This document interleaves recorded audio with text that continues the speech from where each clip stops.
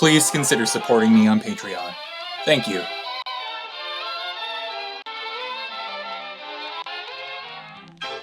When we think of generations in society, it's easy to think of them primarily in the clear-cut lines we often hear about. Lost Gen, GI Gen, Silent Gen, Baby Boomers, Gen X, Millennials, and Gen Z. These generational units separate billions of people into groupings with the goal of being able to identify, categorize, and ultimately recognize a population in time, all while utilizing historical events and roughly 20-year increments to, well, talk about people in time more easily. They are convenient, which further conditions their usage in everyday conversations and studies. And hearing that, one might not find an immediate problem with all of this. But being convenient doesn't make something good or even accurate. In some cases, it can create disingenuous oversimplifications. One of the biggest problems here is that there is no universal standard for how long any of these generations should be. For instance, the US Census Bureau unofficially recognizes millennials as somebody born in 1982 through 2000. The Pew Research Center has theirs go from 81 through 96, MetLife has theirs go from 77 through 94,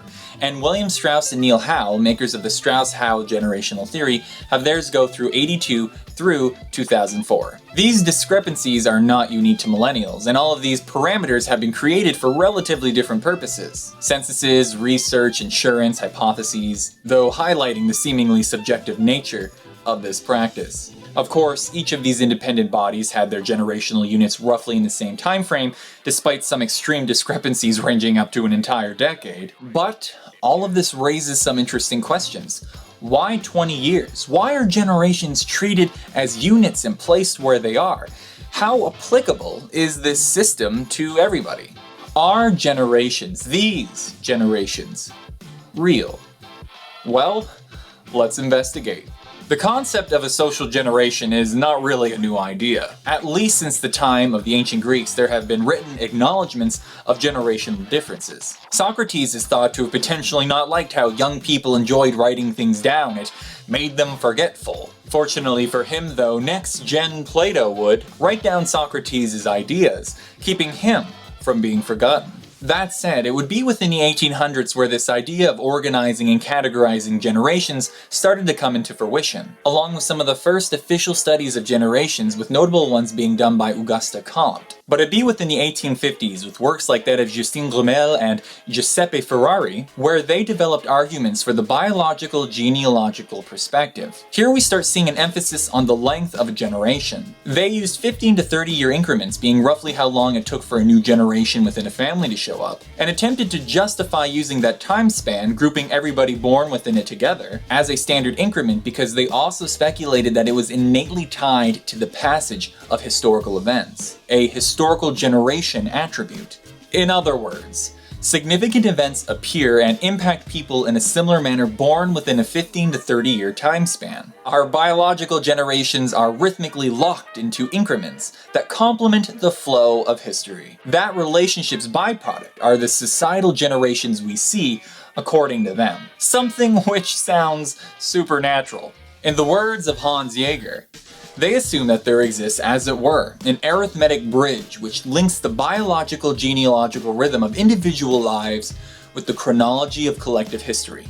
Their hypothesis led to future discussions about historical generations and often hazardous and mystical quality. Since their adherents insist on a biologically determined rhythm, which cannot be explained through external experimental factors, this approach will be referred to here as the pulse rate, and that is today known as pulse rate hypothesis. Though named retroactively in the 1980s with Jaeger's publication, link in the description, there were earlier individuals who spoke out against pulse rate, particularly this rhythmic concept. Influential sociologists like that of Karl Mannheim pushed quite extensively against pulse rate as being non-scientific. Mannheim's work, which influenced Arthur Stinchcom's work, would develop into what has become now known as imprint hypothesis, which is more widely accepted within academia. It emphasizes an individual's own behavior and perspectives, determining whether somebody's part of a generation or not. They are formed by varying experiences that an individual may have from major phenomenon, and subsequently grouping similarities from there. There can be multiple generations that exist simultaneously for people born within the same time frame, that don't follow any strict rhythmic patterns. An individual is locked into a generation once they personally stop changing. This system, though not perfect, is built on reflecting human behavior itself. But pulse rate hypothesis, this idea of hard and often predictable lines that can be drawn between generations as an objective reality, tied to history in this almost destiny-like rhythm, may sound bizarre. It just groups so many people together. But what do you think helped condition some of these terms into existence? Now we contextualize question 2 a bit more. The first generational category to really hit the mainstream was the baby boomers. It remains as of yet the only generation that the US Census Bureau officially recognizes. And to them it was simply a range that showed massive population growth. Its attention and recognizability though would help condition a way of thinking about generations that complemented pulse rate hypothesis. Eventually, pulse rate would come to dominate how our modern day cultures have come to perceive themselves, especially once the previously mentioned William Strauss and Neil Howe used it as the backbone for their own hypothesis, the Strauss-Howe generational theory, aka fourth turning. This idea would be established in numerous books of theirs, but none arguably more influential than 1991's Generations: A History of America's Future, 1584 to 2069, which would lay the groundwork for later publications of theirs, notably 1997's Fourth Turning. How influential was their work? They coined the term millennial and the alternative Gen Z name Homeland. They also coined the GI generation and helped solidify the name of Generation X. They also developed unique names for countless generations prior to the Lost Generation as part of their hypothesis. They would establish Life Course Associates, which would use the influence of their initial publications to push pulse rate generational thinking into the marketplace, something they claimed to have been quite new at the time. They would work on work environment, strategic planning, and straight up marketing to and for generations, with notable emphasis on millennials. Their consultant firm would lead collaborative works with major companies and organizations, including but not limited to Ford Motor Company, Nike, Disney, Fidelity, and even the United States military. The concept of fourth turning has even been pushed into American politics from individuals ranging from Al Gore to Steve Bannon, and numerous organizations have simply adopted their terms and adapted them for their own use. Examples being MetLife and Pew Research Center and so on. Strauss would pass away in 2007, but Howe continues the work to this day, further solidifying his ideas in American society, Anglo-American society, and more recently the world as a whole. So who are they and what's this fourth turning all about? Strauss worked in the Ford White House and was a staffer for the US Senate. Howe was an economic policy consultant and advisor for Concord Coalition, and currently is the managing director of demography at Hedgeye. Between them, they have graduate degrees in economics, history, and law, but they would become pop sociologists with their publication, which developed Fourth Turning. Their hypothesis argues for the existence of rhythmic, around 20-year generational units, with some exceptions, in order to prove that generations have innate and predictable attributes that appear once at a time within roughly 80-year cycles that respond to a historical pattern. The two of us began working. We discovered that, yes, indeed, this had happened before, that American society had pulsed to rhythms both within the family and within the world at large. They claim each generational unit has either a prophet, nomad, hero, or artist archetype, each followed by each other in that order, in a system that tries to explain the experience, actions, and contributions of a generation at large. All of which is further enforced by peer personality. As a whole, you can't escape it. It's like destiny. That said, it's not widely accepted in academia like any pulse rate system, often criticized as something more reminiscent of a horoscope than an actual theory with genuine predictive capabilities. This is because it relies on equating deeply complex generational issues in order to establish a system that just screams pareidolia. Fourth turning is built on a premise that believes that there has been a long cycle of prophet, nomad, hero, and artist in time. And because of that, it establishes a system that looks like it was built on societal occurrences within the past 100 years or so, and goes on to project that onto the past so that way it can legitimize its predictions for the future. It can be really convincing at face value, which is also aided by its vague claims. But it hasn't gone unnoticed. There are a lot of criticisms concerning the attributes that fourth turning claims certain generations will innately have. Most notably, millennials, the generation that Strauss and Howe coined. Millennials are claimed to have some fundamental similarities concerning growth, experiences, motivation, contributions, and such, with that of other hero generations, like that of the GI generation, which fought in World War II, and the Civil War generation, which fought in the American Civil War, and all the other hero generations, such as the Republican generation, Glorious generation, Elizabethan generation, and the Arthurian generation. Again, it equates complex issues impacting these separate generations with each other, as if all innately contribute to the attributes of a hero archetype they seemingly have, attributes that none of the other archetypes apparently exhibited or displayed. It just locks everybody up into a given time span, assuming what they're about without taking into consideration factors like geography, socioeconomic status, ethnicity, tradition, arguably technology even, and simply being born on the borders, among other things. Everybody is locked into this cycle. Nomadic Generation X condition millennials to be heroes. Millennials will condition Generation Z to be artists. And after them, once we are done our turning, prophets. And the cycle continues. This is fourth turning, and this has been a considerable influential force into conditioning how we come to perceive and talk about ourselves. It's weird and it's exhausting.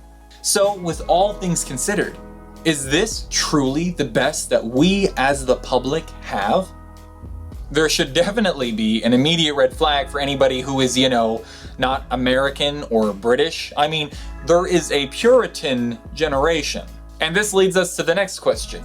Who does this apply to? These generational units have found their way into public discourse all around the world, and they are based almost exclusively on Anglo-American history, with British history being pretty much ditched after the independence of the US in this system. And Howe makes it abundantly clear to emphasize Anglo-American society when discussing fourth turning in public, only suggesting other societies might have a similar phenomenon. And this might be the single weirdest aspect of this system. What makes us so special? Apparently European American history innately functions in cycles?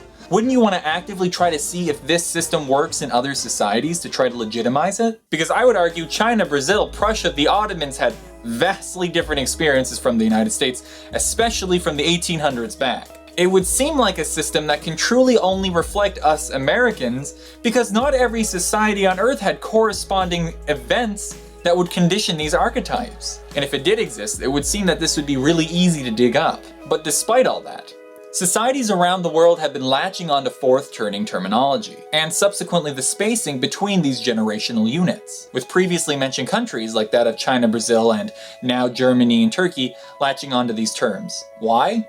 Well, you have the prevalence of English throughout the world. These words are new and convenient. There have been a lot of recent global phenomena that have conditioned the more recent generations in the United States that might be able to resonate with people around the world. But most of all, just like the United States, an enormous amount of interest in these terms is creating a demographic to analyze and market towards. They might be oblivious to some of the fallout that can arise when you try to create and enforce a massive social group identity. Because they encompass so many people, you can emphasize on any particular thing you want to demonize them with. Or they might just not really care. There is so much variation within every generation, yet we love to cling to these averages. But averages, without acknowledging that they are an amalgamation of so much complexity, is part of the problem here. Not everybody born within the millennial time frame is part of the same generation.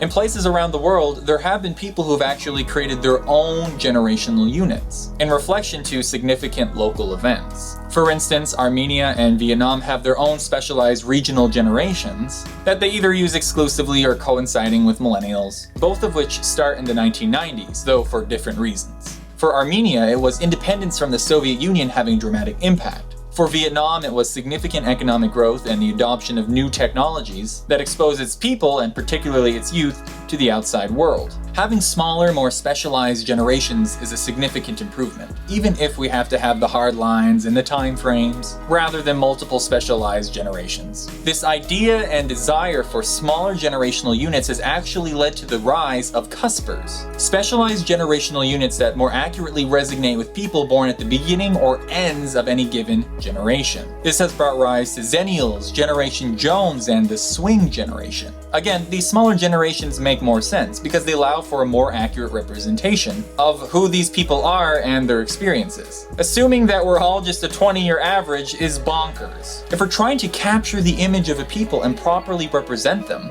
we need to look closer. The big challenge is that might cost more money to study and market towards. I know for me, someone born in 1994, I am in a proposed cusper that ranges from 1993 to 1998. I personally have a hard time resonating with people born in the 80s, considering I've had access to the internet throughout my entire waking memory, and I've had access to social media and a smartphone since middle and high school. We don't have an official name yet, but I'd rather be named by one of us. I'm rooting for Generation Kenobi, so we can be called Gen Kenobi, and embrace the fact that the Star Wars prequels were made with mostly us in mind. That we exist in each other's image. But that might just be my sense of humor shining through. So though I have so much I would love to talk about, I think I've made this video long enough. Are generations real? Well, yeah, in a biological context, of course. But these large generational units, complements of pulse rate, that have become the norm in American society and more recently societies around the world, are questionable. Not just because fourth turning is a controversial concept, but because of how we are accepting, categorizing the change over time that we see. Again, through pulse rate. You should not have to feel compelled to identify with a generation simply because you were born around the same time as them, particularly if you don't share the trends affiliated with them. I don't feel like a millennial most times. There are over 75 million of them in the US alone. I would rather be affiliated with smaller groups, individuals that are more like-minded, behaviorally similar, had similar exposures to particular cultural phenomenon, and that were impacted more similarly to historical events. Imprint hypothesis has unfortunately not been able to step up to the plate, and provide society with terminology to better recognize itself. And it may be too late, I hope not, but I felt compelled to make this video because hopefully this issue can resonate with individuals and maybe help plant the seed for challenging these generational norms we're all dealing with. There are very smart people on YouTube that I have a lot of respect for that have parroted this entire hypothesis. Fourth turning as some accepted truth, but it is not, by far. But the impact is massive, even if you don't buy the hypothesis, and it's gonna get bigger. Does this mean we have to rise up and fight the status quo? Meh, I'll leave that up to you, though I will do my part. I would just recommend for now thinking a little bit more critically about the generations tacked onto us, and some of their origins. Because you might just find that some of them, yours, are only as real as you let them be. And that's the end of the video. My question for all of you is, what are your thoughts on generations? And with all that said and done, my name's Dale, this is Think Fact, and remember, never stop learning. Thank you for watching. Hey everyone, I recently set up a Patreon and PayPal account. If you're willing to help me out so I can support myself so I can create content more frequently, consistently, and increase the quality of my videos, please consider supporting. Every little bit helps. Thank you so much, and have a good one.